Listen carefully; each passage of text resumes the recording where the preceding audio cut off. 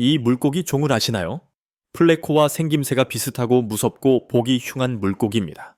강바닥에 살면서 위에 사는 동물들의 배설물을 먹는 이 물고기는 이름처럼 플레코처럼 살아갑니다. 이렇게 이상한 생김새에도 불구하고 먹어보시겠어요?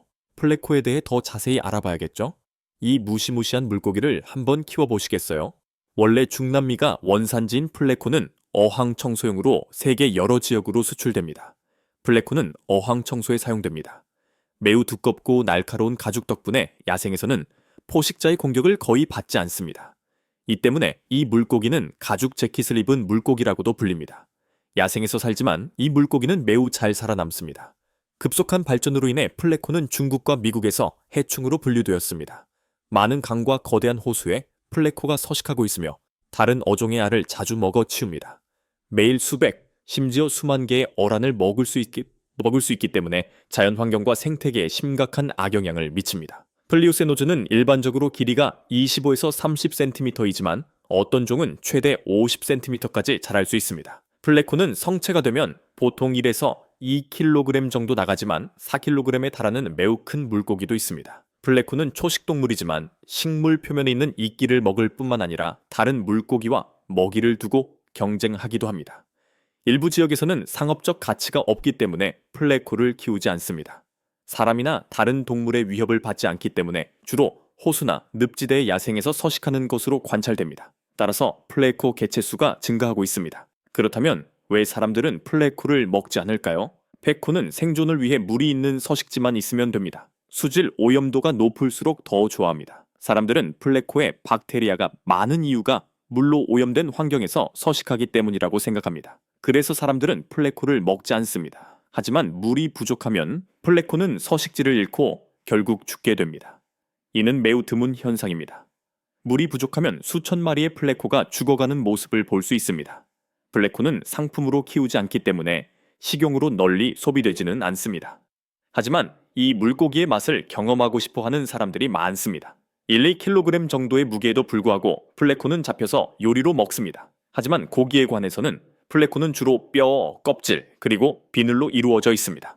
또한 이것이 많은 사람들이 플레코 섭취를 두려워하는 이유 중 하나입니다. 많은 사람들이 플레코의 본질뿐만 아니라 이 물고기 자체에 대해서도 두려움을 느낍니다. 많은 사람들이 플레코의 어두운 비늘 색깔과 거대한 지느러미 때문에 마치 철갑옷을 입은 듯한 느낌을 받습니다. 플레코 비늘은 가공 후 더욱 단단해져서 사람이 다루기가 더 어려워집니다. 플레코 고기는 보기 흉할 뿐만 아니라 메스꺼움과 멀미를 유발할 수 있으므로 먹지 않는 것이 좋다고 생각하는 경우가 많습니다. 이러한 점을 고려하여 가공은 위생적으로 이루어져야 하며 건강 문제가 있는 사람은 섭취해서는 안 됩니다. 동남아시아의 특정 지역에서는 플레코를 식용으로 가공하여 보관하기도 합니다. 사람들은 플레코의 살이 작은 크기에도 불구하고 다른 많은 생선보다 더 맛있다고 주장합니다. 생선 가공 과정에서는 높은 수준의 위생을 유지하기 위해 비늘, 머리, 껍질을 제거하는 것이 필수적입니다. 이는 생선을 다루고 가공하는 데 가장 중요한 방법입니다. 플레코의 살은 주로 서추로, 꼬리, 머리, 배에 서식하며 인체 건강에 해로운 다양한 박테리아를 함유하고 있습니다. 따라서 이러한 박테리아를 제거하고 조리 과정에서 살만 단독으로 활용할 수 있습니다. 플레코는 세척이 필수적일 뿐만 아니라 이 생선을 처음 먹어보는 사람들에게는 냄새가 불쾌할 수 있습니다. 플레코는 손질하기 전에 끓인 물로 깨끗이 씻어야 합니다. 플레코로 만든 요리는 삶기, 굽기, 다양한 향신료에 재우는 등 다양한 방법으로 조리할 수 있습니다. 이러한 과정은 요리의 뛰어난 풍미를 더욱 돋보이게 하기 위한 것입니다. 이런 종류의 생선은 이미 사람들이 가공하고 있으며 식당과 거리에서 판매되고 있습니다. 삶거나 소스를 곁들여 굽거나 허브를 첨가하는 것이 주요 가공 방법입니다. 플렉토는 전반적으로 가장 인기 있는 요리는 아니지만 특정 지역에서는 특산품으로 여겨지는 음식입니다. 이 독특한 생선에 대한 경험이나 지식이 있으신가요? 만약 그렇다면 댓글란에 댓글을 남겨주세요. 플레코가 초래하는 가장 심각한 생태적 위협 중 하나는 강둑에 파고드는 습성입니다. 이 갑옷매기는 강둑을 따라 부드러운 진흙과 흙에 깊은 구멍을 파는데 이는 강둑의 구조를 약화시키고 심각한 침식을 초래합니다.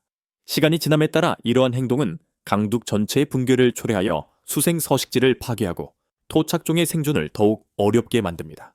이러한 강둑의 구조적 악화는 물고기와 식물에 영향을 미칠 뿐만 아니라 홍수와 토지 유실로 인해 인근 지역 사회에도 위협이 될 수 있습니다. 더욱이 플래코는 먹이와 영역을 두고 토종 어류와 치열하게 경쟁합니다. 플래코는 끊임없이 조류와 유기물을 섭식하는 초식동물로서 담수 생태계에서 이용 가능한 식물을 대량으로 소비합니다. 이는 피라미와 기타 소형 채집 어류와 같이 선택성이 높거나 공격성이 낮은 토종 어류가 더 적은 자원을 갖게 된다는 것을 의미합니다. 플래코가 침입한 많은 생태계에서 과학자들은 생물 다양성의 급격한 감소와 일부 취약하거나 번식 속도가 느린 종의 멸종을 보고했습니다. 또한 이 물고기들은 담수 생태계의 영양소 순환에 예상치 못한 영향을 미칩니다. 이들의 견고한 갑옷 같은 몸은 상당한 양의 인과 질소를 저장하고 있습니다. 이 물고기들이 죽거나 다른 동물에게 잡아먹히면 이러한 영양소가 한꺼번에 방출되어 민감한 수계에서 갑작스러운 조류 번성이나 부영양화를 초래할 수 있습니다. 살아있는 동안에도 이들의 섭식 습관은 미생물과 조류의 자연적인 균형을 교란시켜 먹이 사슬을 의도치 않게 해로운 방식으로 변화시킬 수 있습니다. 더욱이 플래코는 토종 어류의 번식을 직접적으로 방해합니다. 일부 지역에서는 번식지에 굴을 파거나 다른 종의 알을 먹어 둥지를 파괴하거나 교란하는 모습이 관찰되었습니다. 예를 들어 텍사스에서는 멸종 위기에 처한 데블스 리버 피라미의 개체수가 침입성 플래코의 알을 먹는 행동으로 인해 감소했습니다. 이러한 둥지 방해는 토종 어류의 번식 성공률을 떨어뜨리고 인간의 개입 없이는 개체수 회복을 거의 불가능하게 만듭니다. 게다가 플래코의 수작업 개체수 조절은 심각한 문제를 야기합니다. 인도네시아나 베트남과 같은 지역에서는 일부 지역 사회가 그물이나 창을 사용하여 플래코를 포획하고 죽인 후 햇볕에 말리려고 시도합니다. 그러나 이러한 방법은 노동 집약적이며 지속 가능한 인센티브가 부족한 경우가 많습니다. 정부나 산업계의 지원이 없다면 이러한 노력은 빠르게 힘을 잃게 됩니다. 이는 장기적인 해결책을 포함하고 플래코를 조절하는 지역 주민들에게 재정적 이익을 제공할 수 있는 생태계 기반 관리의 필요성을 강조합니다. 흥미롭게도 문화적 신념과 지역 음식 선호도 또한 플래코 개체수 조절에 중요한 역할을 합니다. 식용으로 가능함에도 불구하고 플래코는 외형, 두꺼운 비늘, 그리고 서식 환경 때문에 종종 식욕을 돋우지 못하는 것으로 여겨집니다. 많은 사람들이 플래코를 오염이나 폐기물과 연관짓는데 이는 플래코가 더러운 강에서 흔히 발견되기 때문입니다. 결과적으로 플래코가 대량으로 잡히더라도 식용으로 섭취하기보다는 버려지는 경우가 많아 인간의 섭취를 통한 자연적인 개체수 조절 가능성이 감소합니다. 또 다른 중요한 점은 플래코가 어떻게 처음 외국 환경에 유입되었는지입니다. 대부분의 플래코는 어항 크기에 비해 너무 크게 자라서 가정용 어항에서 방사되었습니다. 이러한 방사는 생태학적 결과를 알지 못하는 선의의 반려묘 주인들에 의해 이루어졌고 강, 호수, 심지어 도시 배수 시스템에도 영구적으로 개체군이 형성되었습니다. 플래코는 뛰어난 회복력과 혹독한 환경에서도 잘 자라는 능력 덕분에 5개 대륙 20개국 이상에 자리 잡았으며 전 세계적으로 가장 성공적인 수생 침입종 중 하나로 자리 잡았습니다. 이러한 침입에 대응하여 미국 플로리다와 텍사스 등 일부 지역에서는 엄격한 규제를 시행하고 있습니다. 낚시꾼들은 플래코를 발견하는 즉시 사냥하도록 권장될 뿐만 아니라 일부 지역에서는 잡은 물고기 한 마리당 현상금이나 포상금을 지급합니다. 야생동물 기관들은 외래 반려동물을 야생으로 방사하는 것의 위험성을 경고하는 교육 캠페인도 실시합니다. 이러한 공공 노력은 플래코의 추가 유입을 억제하고 돌이킬 수 없는 생태적 피해를 입히기 전에 현재 플래코 개체수를 줄이는 것을 목표로 합니다. 한편 연구자들과 환경단체들은 플래코를 상업적 제품으로 전환하는 가능성을 모색하고 있습니다. 플래코 고기를 건어물 간식으로 가공하거나 뼈를 비료로 가공하거나 가죽을 가죽 제품에 사용하는 등의 아이디어가 있습니다. 아직 실험 단계이기는 하지만 이러한 혁신은 생태적 문제를 경제적 자산으로 전환할 수 있는 기회를 제공합니다. 플래코 포획에 인센티브를 제공함으로써 지역사회가 플래코를 쓰레기 물고기가 아닌 비록 관습에 얽매이지 않은 귀중한 자원으로 여기도록 장려할 수 있습니다. 마지막으로 플래코의 전 세계적인 침입 규모와 그 위협을 인식하는 것이 중요합니다. 세계 침입종 데이터베이스에 따르면 플래코는 환경 및 사회 경제적 영향 측면에서 가장 큰 침입종 중 하나입니다. 플래코의 존재는 어업을 교란하고 생물 다양성을 해치며 수질을 악화시키고 사회 기반 시설 유지 비용을 증가시킵니다.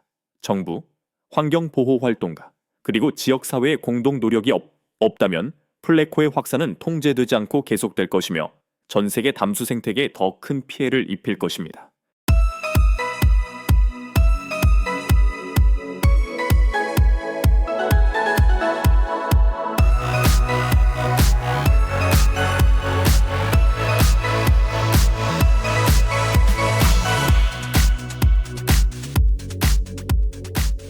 야생 멧돼지는 농업과 가축에 심각한 피해를 입히고 심지어 인간의 안전까지 위협할 수 있는 외래종입니다.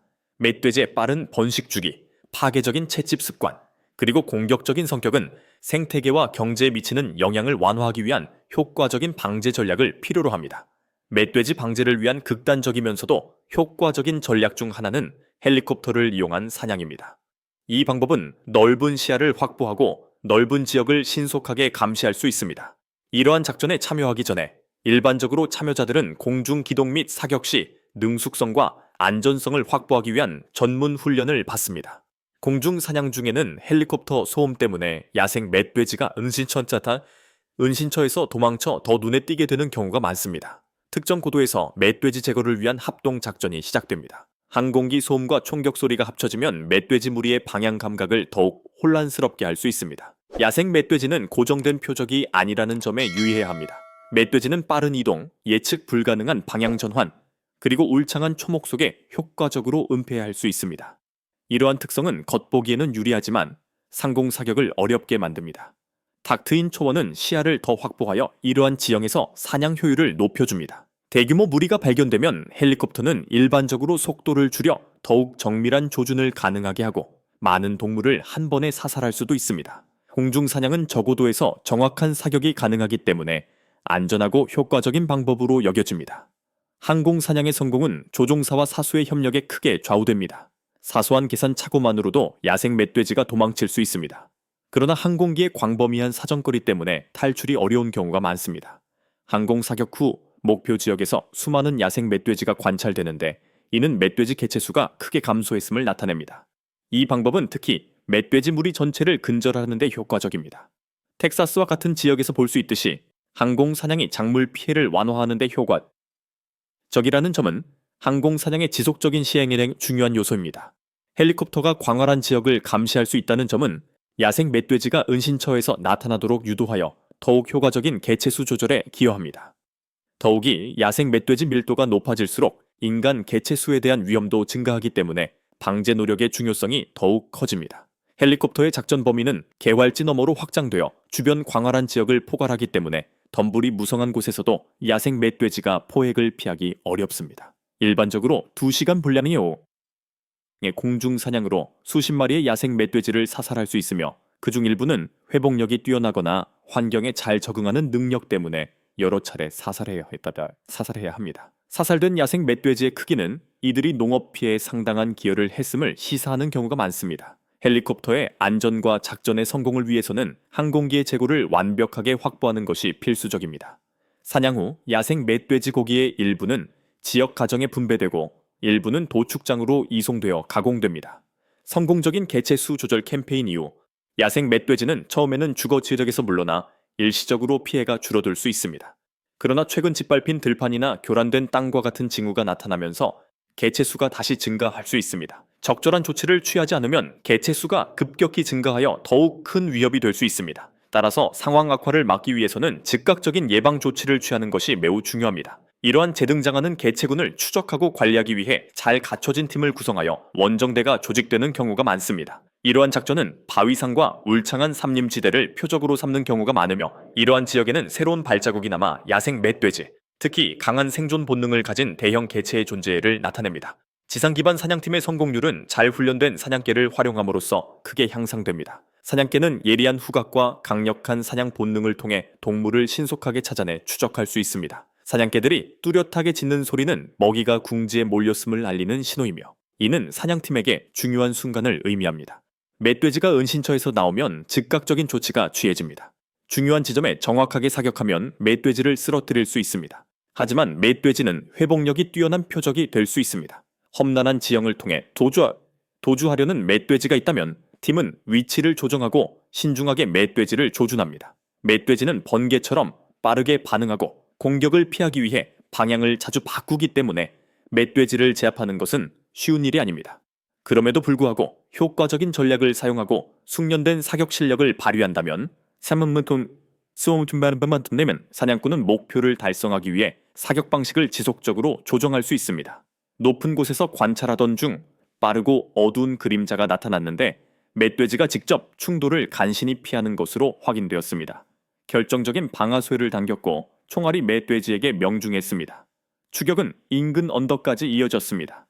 지형이 완화되어 목표물을 추적하고 관찰하기가 더 수월해졌습니다. 멧돼지 한 마리가 탁 트인 넓은 공간을 빠르게 가로질러 움직이는 것이 목격되었는데 은밀한 존재를 의식하지 못하는 듯했습니다. 세 번째 사격으로 멧돼지는 성공적으로 쓰러졌습니다. 이는 작전의 지속적인 성공에 더해 또 다른 성과였습니다. 수색은 언덕과 오솔길을 따라 계속되었고 기대감은 여전했습니다. 모든 감각이 예민해져 어떤 조우에도 대비했다. 산악지대의 고요함에도 불구하고 간간히 들려오는 총소리는 또 다른 제압 작전의 성공을 예고했다. 언덕을 헤쳐나가자 길은 더 깊은 울창한 숲으로 이어졌고 그곳에 빽빽한 나무와 초목은 멧돼지들에게 은신처를 제공했다. 그러나 전문적인 지식과 사냥개의 도움으로 멧돼지들의 움직임을 추적할 수 있었다. 포위망이 더욱 촘촘해지면서 숲의 정적은 깨졌고 멧돼지들은 뿔뿔이 흩어졌다. 긴장감 넘치는 추격과 일련의 정확한 사격을 통해 멧돼지들은 체계적으로 제거되었습니다. 5마리의 표적을 성공적으로 무력화시켰습니다. 하루의 주요 활동이 끝나가는 저녁이 다가오자 시작 지점으로 돌아가기 전에 최대한 많은 멧돼지를 포획하기 위해 남은 몇 분 동안 수색이 계속되었습니다. 멧돼지가 나타날 때마다 사격은 신속하고 단호하게 이루어져 멧돼지들이 반응할 틈을 주지 않았습니다. 사냥은 어둠이 내릴 때까지 계속되었습니다.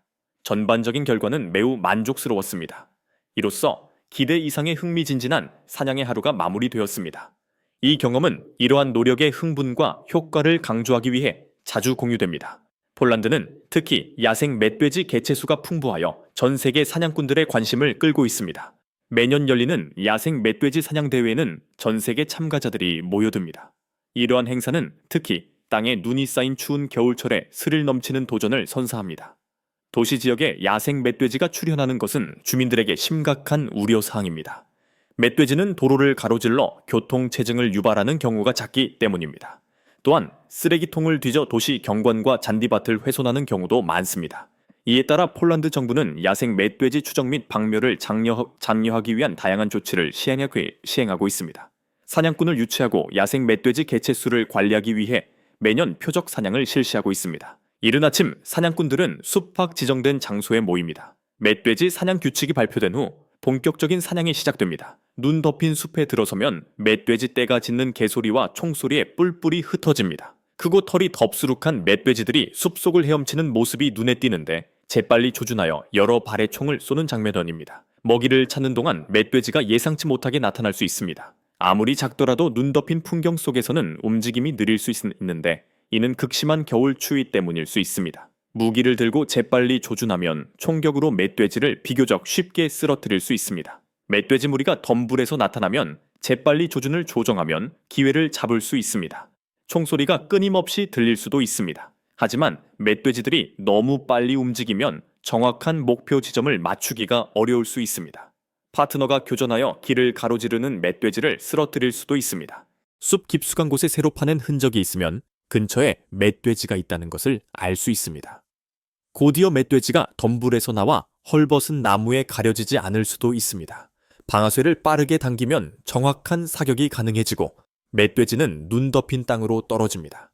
그 후 더 많은 멧돼지가 자주 나타나 사냥개들이 쫓을 충분한 기회를 얻게 됩니다. 멧돼지는 언제든 나타날 수 있으므로 끊임없는 경계와 사격 준비를 하는 것이 매우 중요합니다. 숲속 탁 트인 곳에서 매복하고 있을 때는 사냥개들이 추격하는 소리에 온 신경을 집중해야 합니다. 어느 순간 숲에서 멧돼지 한 마리가 경계태세를 갖추고 나타났습니다. 이는 즉각적인 교전 기회를 제공했습니다. 멧돼지가 시야에 들어오자 재빨리 제압당했습니다. 새하얀 눈과 대비되는 검은 멧돼지의 모습은 멧돼지를 더 쉽게 사냥할 수 있게 했고 이는 또 다른 성공적인 사냥감을 확보하는 결과를 가져왔습니다. 짖는 개들의 소리는 포위된 채 자신을 방어하려는 무리에게 쫓기는 큰 멧돼지에 대한 주의를 환기시켰습니다. 멧돼지를 무력화하기 위해 신속한 조치가 취해졌습니다. 근거리 사격으로 놀라운 정확도로 멧돼지를 효과적으로 제압했습니다. 이후 멧돼지는 빽빽한 초목에서 신속히 회수되었습니다. 이러한 초기 성공 이후 추가 표적 수색은 계속되었습니다. 신속하고 꾸준한 사격 덕분에 상당수의 멧돼지를 체포할 수 있었습니다. 오후가 되면서 눈이 점점 더 많이 내려 멧돼지 추적이 더욱 어려워졌습니다. 멧돼지 한 마리가 울창한 숲 속에서 사냥개들을 피해 달아나는 모습이 관찰되었습니다. 레드닷 사이트를 사용하자 조준 정확도가 크게 향상되어 1년의 빠른 사격으로 순식간에 멧돼지를 제압할 수 있었습니다. 새하얀 눈밭을 가로질러 도망치려는 멧돼지 떼가 목격되었습니다. 멧돼지들의 빠른 움직임은 정확한 조준을 어렵게 만들었습니다. 이러한 난관에도 불구하고 총격이 이어졌고 연발 사격은 멧돼지들을 더욱 공황 상태에 빠뜨려 도주 속도를 높였습니다. 조준을 할 시간도 없었고 많은 총알이 명중하지 못했습니다. 그러나 멧돼지 추격은 거의 칠흑 같은 어둠이 찾아올 때까지 단호하게 계속되었습니다. 사냥개는 멧돼지를 끈기 있게 추격했고 덤불에 울려 퍼지는 시끄러운 짖음은 계속되었다. 덤불 속으로 추격이 이어졌고 숲 전체가 어둠에 휩싸일 때까지 추격은 계속되었다. 마침내 총을 쏠 기회가 찾아왔다. 개들에게 둘러싸여 있었음에도 불구하고 멧돼지는 기진맥진한 듯 보였다. 단 한 발의 총격만으로도 멧돼지를 쓰러뜨리기에 충분했다. 어둠이 내려앉았기에 그날의 결과를 보고하기 위해 모임 장소에 신속히 도착해야 했다. 이날 사냥대회에서 상은 받지 못했지만 그 경험 자체는 기억에 남을 만한 경험이었습니다. 시청자 여러분께서는 앞으로의 사냥 탐험을 기대하며 좋아요, 공유, 구독을 통해 이 모험을 함께 나누고 채널을 응원해 주시기 바랍니다.